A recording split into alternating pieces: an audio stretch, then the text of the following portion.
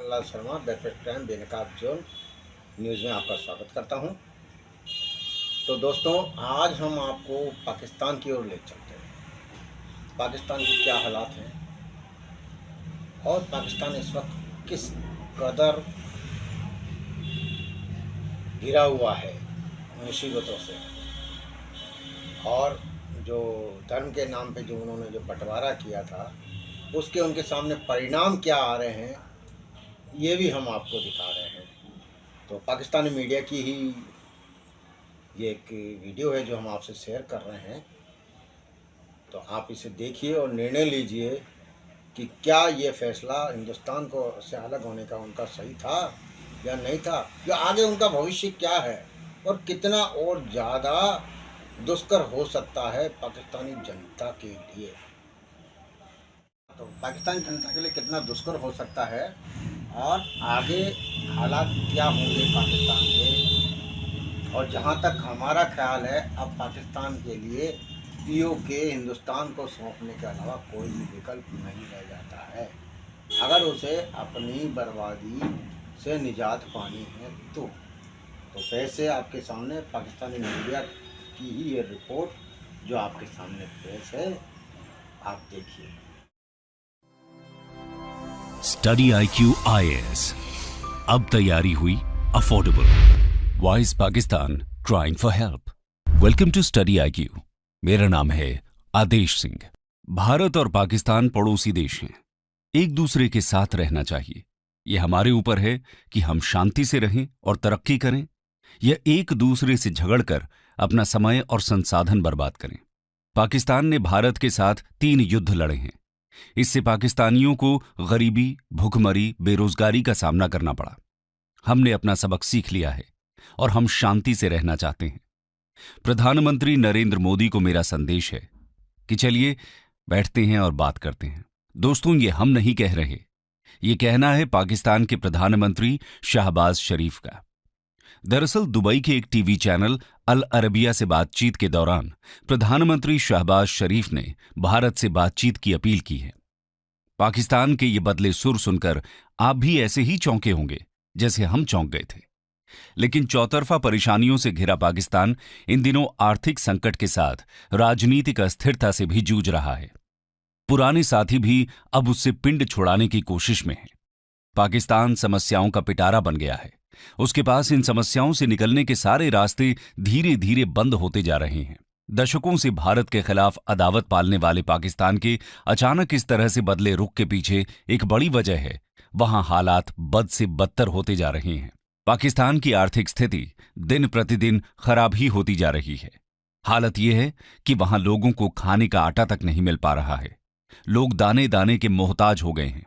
ऐसे में शहबाज शरीफ का यह बयान कई सवालों को खड़ा कर रहा है, जैसे पाकिस्तान को क्यों भारत से मदद मांगने की जरूरत पड़ी, उसके पुराने दोस्त उसकी हेल्प क्यों नहीं कर रहे हैं, और पाकिस्तान को लेकर भारत की कूटनीति क्या है।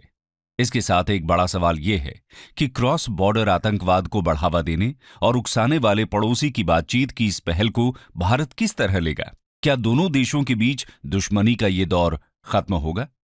तो चलिए समझने की कोशिश करते हैं। Pakistan in crisis. दोस्तों, पाकिस्तान इन दिनों इकोनॉमिक क्राइसिस से गुजर रहा है। पीएम शहबाज शरीफ मदद मांगने के लिए दुनिया भर के दूसरे देशों का दौरा कर रहे हैं। इसी के तहत शहबाज शरीफ UAE भी पहुंचे थे, जहां पर उन्होंने भारत से बातचीत करने की अपील की और मदद मांगी। आज पाकिस्तान पर डिफॉल्टर देश घोषित होने का खतरा मंडरा रहा है। ऐसे में आर्थिक तंगी से लेकर प्राकृतिक और राजनीतिक दुश्वारियों के साथ आतंकवाद तक से घिरे पाकिस्तान के पीएम भारत से मदद को क्यों मजबूर हुए, इसके पीछे कई कारण हैं। दोस्तों, पाकिस्तान की स्टोरी किसी फिल्म से कम नहीं है, ये तो हम भी जानते हैं। भारत और पाकिस्तान दोनों ही एक साथ आजाद हुए थे, लेकिन जहां भारत आज दुनिया में 5वीं अर्थव्यवस्था है, तो वहीं पाकिस्तान कई तरह की मुसीबतों से घिरा हुआ है। 1947 से लेकर आज तक पाकिस्तान ने 29 प्राइम मिनिस्टर देखे हैं, और इनमें से एक भी पीएम ने अपना समयकाल यानी 5 साल पूरे नहीं किए हैं। 18 बार भ्रष्टाचार या सैन्य ताकत के बल से उनको अपनी पोस्ट से हटाया गया। इस तरह बार बार सरकार बदलने की वजह से देश की अर्थव्यवस्था पर नकारात्मक असर पड़ना स्वाभाविक है। पाकिस्तान में आया आर्थिक संकट उसके ही गलत फैसलों का नतीजा है। आज पाकिस्तान के लोगों के लिए आटा दाल का जुगाड़ भी अब चांद पर पहुंचने जैसा हो गया है। पिछले कुछ सालों से पाकिस्तान की अर्थव्यवस्था साल दर साल गिरती जा रही है। वर्ल्ड बैंक के अनुसार इस साल भी इनकी अर्थव्यवस्था 2% की स्पीड से बढ़ेगी। पाकिस्तान हर साल $30 बिलियन एक्सपोर्ट करता है और $90 बिलियन के आसपास इंपोर्ट करता है, यानी कि एक्सपोर्ट से 3 गुना ज्यादा पाकिस्तान इंपोर्ट पर खर्च करता है। पाकिस्तान की जीडीपी $376 बिलियन है और उन पर कर्जा है $274 बिलियन का। पाकिस्तान सरकार अपने हर बजट का 1/3 पार्ट कर्जा चुकाने में लगा देती है। पाकिस्तान की महंगाई दर 25% हो गई है। लोगों के पास पैसा होने के बावजूद वो दूध, प्याज और नमक जैसे जरूरी सामान के लिए दर दर की ठोकरें खा रहे हैं। वहीं कई लोगों के लिए इन सब चीजों को खरीदना सपने जैसा प्रतीत हो रहा है। हालात इतने बदतर हो गए हैं कि आटे दाल के लिए लोगों में मारामारी तक हो रही है। बलूचिस्तान की राजधानी क्वेटा में आटे से लदे ट्रक के पीछे भागते लोगों की तस्वीरें पाकिस्तान की जर्जर हो चुकी अर्थव्यवस्था की वास्तविकता को बयां करने के लिए काफी है। पाकिस्तानी रुपए का मूल्य तेजी से गिरता जा रहा है। डॉलर की कमी के कारण पाकिस्तान खाना पकाने के तेल जैसे जरूरी सामानों का आयात भी नहीं कर पा रहा है। बंदरगाहों पर बड़े पैमाने पर कच्चा तेल, खाद्य तेल, दवाइयां जैसे जरूरी सामान लेटर ऑफ क्रेडिट के लिए अदायगी न होने की वजह से फंसे हुए हैं। एक तरफ जहां पाकिस्तान की राजनीतिक उथल पुथल के कारण अर्थव्यवस्था को इतना नुकसान पहुंचा है, वहीं कोविड महामारी के बाद इस पड़ोसी देश में 2022 में आई भयंकर बाढ़ ने वहां मुसीबतें और बढ़ा डाली हैं।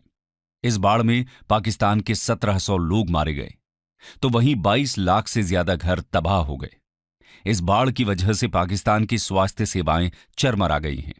इसके अलावा 44 लाख एकड़ फसलें बर्बाद हो गईं। 8000 से ज्यादा लंबी सड़कों के साथ दूसरे बुनियादी ढांचे भी तबाह हो गए।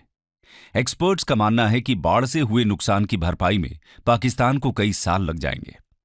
संयुक्त राष्ट्र का मानना है कि पाकिस्तान को बाढ़ से हुए नुकसान की भरपाई के लिए फौरी तौर से $16 अरब की जरूरत होगी। लंबे समय के लिए ये राशि $30 अरब की है। ये रकम इतनी बड़ी है कि पाकिस्तान की जर्जर अर्थव्यवस्था इसका बोझ उठा ही नहीं सकती। इसके साथ ही वर्तमान में चल रहे वैश्विक ऊर्जा संकट से हालात और भी बेकाबू हो गए हैं। इन सब के अलावा पाकिस्तान को तालिबान से भी खतरा है। पिछले कुछ महीनों से पाकिस्तान के प्रधानमंत्री शहबाज शरीफ अमेरिका, सऊदी अरब समेत दुनिया के कई देशों के सामने मदद की गुहार लगा रहे थे। पाकिस्तान की अर्थव्यवस्था दिवालिया होने के कगार पर पहुंच चुकी है। हालात इतने बुरे हैं कि अब पाकिस्तान के लिए विदेशी कर्जों की किस्त चुकाना मुश्किल हो गया है। लेकिन कोई भी देश पाकिस्तान की मदद करने के लिए आगे नहीं आ रहा है। दोस्तों, हमेशा से आतंकवादी गतिविधियों को सपोर्ट करने वाला पाकिस्तान आज खुद उसके मकड़ जाल में फंस गया है। पाकिस्तानी सरकार हमेशा से ही अपनी नीति में आतंकवाद को हथियार के तौर पर इस्तेमाल करती आई है। भारत और अफगानिस्तान इसके बड़े विक्टिम्स रहे हैं और जो देश इसमें डायरेक्टली या इनडायरेक्टली पाकिस्तान की मदद करते आए हैं, वो देश भी आज इस मुश्किल वक्त में इससे पीछा छुड़ाने की जुगत में है। अमेरिका और चाइना ने हमेशा ही पाकिस्तान की मदद की है, लेकिन वो भी आज पाकिस्तान की मदद करने में ज्यादा रुचि नहीं दिखा रहे हैं। अगर चीन की बात करें तो ये तो हम सभी जानते हैं कि चीन अन्य देशों को बड़ी संख्या में कर्ज देकर उनको फंसाता है और फिर उनकी संपत्तियों पर अपना कब्जा कर लेता है। पहले चीन ने श्रीलंका को इसी जाल में फंसाया। श्रीलंका के बाद अब पाकिस्तान चीन के बुने जाल में फंस गया है। चीन के राष्ट्रपति शी जिनपिंग का सबसे बड़ा project China Pakistan economic corridor यानी CPEC, जो कि चीन के कसगर से होकर पाकिस्तान के ग्वादर पोर्ट तक बनाया जाना है। इसमें चीन अब तक $3 बिलियन से अधिक इन्वेस्ट कर चुका है। CPEC का एक हिस्सा POK से होकर गुजर रहा है, लेकिन पाकिस्तान में सरकार बदलने के बाद चीन ने अगली किस्त देने से मना कर दिया है और CPEC का काम अभी अधूरा पड़ा है। अरबों डॉलर का निवेश करने वाले चीन ने भी इस मुश्किल परिस्थिति में पाकिस्तान से मुंह मोड़ लिया है। चीन ने अभी तक पाकिस्तान के लिए किसी भी तरह की मदद का ऐलान नहीं किया है।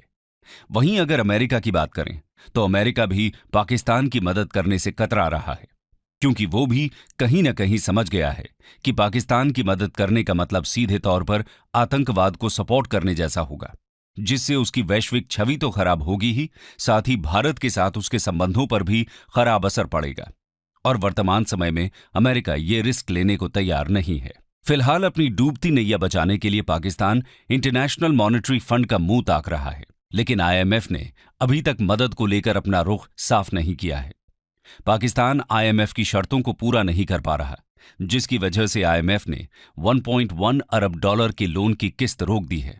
आईएमएफ चाहता है कि पाकिस्तान सरकार अपने खर्च में कटौती करे, आयात पर रोक लगाए, एक्स्ट्रा टैक्स लागू करे और बिजली की कीमतों में बढ़ोतरी करे। इन्हीं सब मुद्दों पर टकराव की वजह से पाकिस्तान को दूसरे देशों से आर्थिक मदद मिलने में देरी हो रही है। कहा तो यह भी जा रहा है कि पाकिस्तान धीरे धीरे आईएमएफ का भी भरोसा खोते जा रहा है, और इसकी सबसे बड़ी वजह यह है कि पाकिस्तान का कर्ज चुकाने का रिकॉर्ड बेहद खराब रहा है। पाकिस्तान की विश्वसनीयता इतनी कम होती जा रही है कि इसके मित्र देश जैसे सऊदी अरब पाकिस्तान के पीएम की बजाय पाकिस्तान के सेना प्रमुख से भरोसा मिलने के बाद ही किसी तरह की आर्थिक मदद की घोषणा करते हैं। पाकिस्तान आज पूरी दुनिया में दूसरों का मुंह देख रहा है और अलग थलग पड़ गया है, लेकिन वहीं भारत अपनी वैश्विक डिप्लोमेसी के कारण पाकिस्तान से कहीं गुना आगे है। आइए देखते हैं भारत ने कैसे पाकिस्तान को वैश्विक स्तर पर पछाड़ा। India's diplomatic win. दोस्तों, भारत और पाक के रिश्ते किसी से छिपे नहीं हैं। आज भारत से खराब संबंधों की वजह से भी पाकिस्तान की परेशानियां बढ़ गई हैं। भारत हमेशा से ही पाकिस्तान के साथ शांतिपूर्ण संबंध बनाए रखने का हिमायती रहा है, लेकिन पाकिस्तान हमेशा ही भारत में आतंकवाद को बढ़ावा देने की फिराक में रहा है। इस वजह से भारत के साथ उसके संबंध बिगड़ते ही गए हैं। भारत दुनिया की बड़ी ताकत के रूप में आगे बढ़ रहा है, वहीं पाकिस्तान हर मोर्चे पर संकट से घिरते जा रहा है। भारत से खराब संबंध की वजह से दुनिया में कई देश अब पाकिस्तान से कतराने लगे हैं। भारत ने दुनिया के सामने पाकिस्तान के आतंकवाद को आश्रय देने वाले चेहरे को कई बार बेनकाब भी किया है। भारत के बढ़ते रुतबे और सधे कूटनीतिक तरीकों की वजह से पाकिस्तान कई अंतर्राष्ट्रीय मंचों पर अलग थलग भी हुआ है। ये भारत की बेहतरीन डिप्लोमेसी ही है कि आज यूएन सिक्योरिटी काउंसिल ने पाकिस्तान के आतंकवादी अब्दुल रहमान मक्की को वैश्विक आतंकवादी के रूप में लिस्टेड कर दिया है। दरअसल भारत ने पिछले साल लश्कर-ए-तैयबा के नेता को वैश्विक आतंकवादी घोषित करने की मांग की थी, लेकिन चीन ने बीच में अड़ंगा लगा दिया था। 14 देश पहले ही इसके सपोर्ट में थे, लेकिन अब चीन भी इसके सपोर्ट में आ खड़ा हुआ है। बता दें कि अब्दुल रहमान मक्की लश्कर-ए-तैयबा का प्रमुख और 26/11 के मास्टरमाइंड हाफिज सईद का बहनोई है और अपने बयानों और नापाक इरादों से भारत के खिलाफ हमेशा नफरत फैलाने का काम करता है। यूं तो इंडिया पिछले कई सालों से बहुत से आतंकवादियों को टारगेट करता रहा है। इससे पहले जैश-ए-मोहम्मद के प्रमुख मसूद अजहर को संयुक्त राष्ट्र में आतंकवादी घोषित करने में भारत को एक लंबी लड़ाई लड़नी पड़ी थी। 2009 में इसकी शुरुआत हुई थी, किंतु चीन हर बार इंडिया के इस प्रयास को ब्लॉक कर देता था।